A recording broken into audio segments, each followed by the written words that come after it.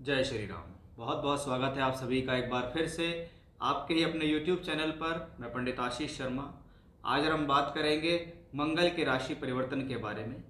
12 जुलाई 2024 को मंगल का राशि परिवर्तन होगा। अब मंगल अपनी राशि यानी अपनी मेष राशि से निकलकर शुक्र ग्रह की वृषभ राशि के अंदर गोचर करेंगे, जहां पर ये 12 जुलाई से लेकर 26 अगस्त तक रहेंगे।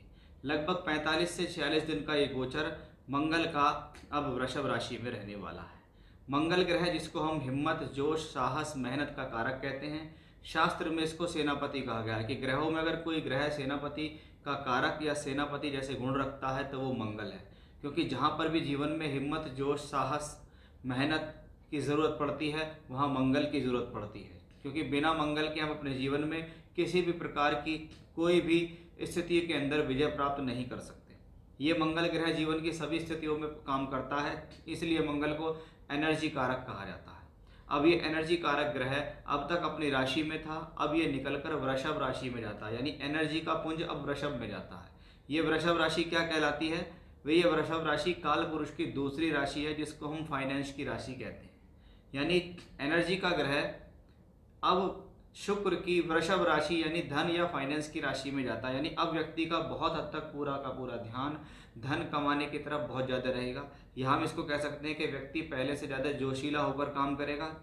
अब उसके दिमाग में नई नई योजनाएं आएंगी, क्योंकि ये वृषभ राशि स्थिर रहती है। यानी स्थिरता के तौर पे धन की स्थितियाँ यहाँ बनेंगी, धन के आगमन बनते दिखाई देंगे। स्थिर राशि है वृषभ राशि और शुक्र के गुण लेकर, क्योंकि ये शुक्र प्रधान राशि है, इसलिए मंगल और शुक्र की स्थितियां भी यहाँ पॉजिटिव स्थिति में है कि शुक्र की राशि में यदि मंगल जा रहे हैं तो ये स्थिति आपकी जो एनर्जी है उसको सही जगह लगाएगी। वो सही एनर्जी लगेगी धन प्राप्त करने के लिए। यानी इस दौरान आपको कुछ ऐसा भी हो सकता है, कोई लगी बंधी आमदनी प्राप्त होने की शुरुआत हो जाए या स्थिर हो जाए, या आप चाह रहे हैं कि मेरे जीवन में कुछ ऐसा हो जाए, तो उस चीज़ को लेकर यहाँ पर बहुत ही सकारात्मक स्थितियाँ हमें क्लियरली रूप से दिखाई दे रही हैं। यानी मंगल के कारक अब वृषभ राशि के कारकों में जुड़कर काम करेंगे, जो कि एक सकारात्मक स्थिति है।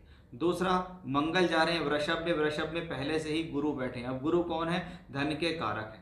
पहला मंगल, दूसरा धन की राशि, तीसरा धन का कारक। यानी तीनों तौर पे देखें तो मंगल, गुरु और शुक्र, इन तीनों का एक मिलन देखा जाएगा अब वृषभ राशि के अंदर, और तीनों ही ग्रह कहीं ना कहीं धन से संबंधित है। यानी एक बात पूर्ण रूप से दिखाई देती है कि सभी राशि वालों के लिए कहीं ना कहीं ये स्थिति एक सकारात्मक दृष्टिकोण को लेती दिखाई दे रही है। क्योंकि गुरु कौन है? काल पुरुष के भाग्य स्थान के स्वामी है।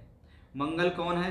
काल पुरुष के राशि या लगन के स्वामी है। दोनों ग्रह, मंगल ग्रह की युति धन भाव में बनती है, इसलिए ये स्थिति बहुत सकारात्मक है। अब वृषभ राशि के अंदर क्या है? 3 नक्षत्र आते हैं, क्रमशः कृत्तिका, रोहिणी और मृगशिरा। हमने देखा कि उस वृषभ राशि में गुरु का गोचर चल रहा है, मंगल उसके ऊपर से तीनों नक्षत्रों पे से गोचर करेंगे, तो ये शुभ स्थिति है। क्योंकि ये सूर्य, चंद्र और मंगल के नक्षत्र हैं, और सूर्य, चंद्र और मंगल के नक्षत्र तीनों ही मंगल के मित्र हैं एक तरीके से, क्योंकि सूर्य भी, चंद्र भी और मंगल भी, भले ही ये शुक्र की राशि है। अब अगर आपकी जन्म पत्रिका आपके पास है, वृषभ राशि में कोई ग्रह बैठे हुए हैं, तो पहले से ही गुरु उसमें गोचर कर रहे हैं तो वो शुभ है। अब मंगल का उस पर गोचर होगा तो भी आपके लिए शुभ हो जाएगा। ऐसी स्थिति में मंगल, गुरु या शुक्र से संबंधित दशा अंतर या प्रत्यंतर दशा भी यदि आपको चल रही हैं तो भी ये आपके लिए बहुत ज़्यादा फायदेमंद दिखती है। यानी कहीं ना कहीं मंगल का ये गोचर बहुत हद तक सकारात्मक दिखाई देता है। अब इसको हम आपकी राशि के हिसाब से देखेंगे कि पर्टिकुलरली आपकी राशि से मंगल जब वृषभ राशि में गोचर करेंगे तो उसका आपकी राशि पर क्या प्रभाव होगा। अगर आप हमारे चैनल पर पहली बार आए हैं, आपको वीडियो पसंद आ रहा है तो सब्सक्राइब करके बेल आइकन दबाइए, और अगर आप अपनी जन्म पत्रिका दिखाना चाहते हैं तो दिए गए नंबर है स्क्रीन के ऊपर, उस पर व्हाट्सएप पे कांटेक्ट कर सकते हैं। उस पर आपको सटीक और पूर्ण जानकारी मिलेगी। तो आइए शुरुआत करते हैं। वह आपकी राशि पर पर्टिकुलर जब मंगल वृषभ राशि में पहुंच जाएंगे तो उसका क्या परिणाम देंगे। बात करते हैं कि कन्या राशि के जातकों पर इसका क्या प्रभाव होगा। कन्या राशि, आपकी राशि से नवम भाव के अंदर मंगल आ गए हैं। सामान्य तौर पर देखा जाता है कि कन्या राशि के जातकों के लिए मंगल ग्रह मित्र नहीं होता। अब एक शत्रु ग्रह का गोचर आपके भाग्य स्थान के अंदर आता है। यहाँ पर मंगल 50-50% का रोल सबसे पहले देने वाले, तीसरे और 8वें घर के स्वामी हैं। सामान्य तौर पर ये दोनों भाव अशुभ हैं, लेकिन मंगल यहाँ तीसरे के स्वामी होकर तीसरे घर को देखते हैं। अब तीसरा भाव अगर मंगल द्वारा दर्शित होता है तो ये स्थिति उन लोगों के लिए बेहतर होती है जो स्पोर्ट्स में होते हैं। सबसे पहली बात, जो स्पोर्ट्स पर्सन है उनके लिए स्थिति शुभ है। दूसरा, जो लोग हाथों से संबंधित काम करते हैं, क्रिएटिविटी का काम करते हैं, जिनका काम बहुत ज़्यादा हिम्मत का है, मेहनत का है, साहस का है, एनर्जी का काम है, जिसमें व्यक्ति का अपना बाहुबल लगाते हैं, अपने हाथों का, शरीर का बल लगाते हैं, अपनी भुजाओं का बल लगाते हैं, ऐसा कोई काम करते हैं, उन लोगों के लिए स्थिति शुभ है। तीसरा घर कम्युनिकेशंस का है, उसके लिए शुभ है। मीडिया का है, इलेक्ट्रॉनिक मीडिया, प्रिंट मीडिया, लोगों के साथ प्रचार प्रसार का है, उसके लिए ये मंगल की स्थिति शुभ है। मंगल तीसरे घर का मालिक है जो छोटी यात्रा को दर्शाता है।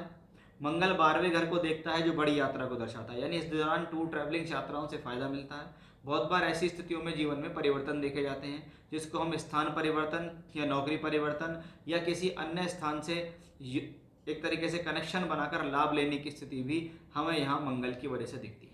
अब नकारात्मक स्थिति में क्या है कि मंगल अष्टमेश होकर नवम भाव में है। खराब भाव का स्वामी अच्छे भाव में जाता है तो इसका मतलब खराब भाव के लिए तो वो अच्छा है, लेकिन अच्छे भाव के लिए वो खराब है। कहीं ना कहीं भाग्य में बाधा या रुकावट देने का योग भी इसको हम कह सकते हैं, या हम कह सकते हैं कि इस दौरान आपका भाग्य साथ तो देगा लेकिन उसके लिए वो काफ़ी स्ट्रगल कराएगा। इसके साथ बैठे हुए हैं गुरु। गुरु कौन है? चौथे और सातवें घर के मालिक है, यानी भाव के अंदर एक शुभ ग्रह भी है जो कि उसको ज़्यादा बुरा करने नहीं देगा।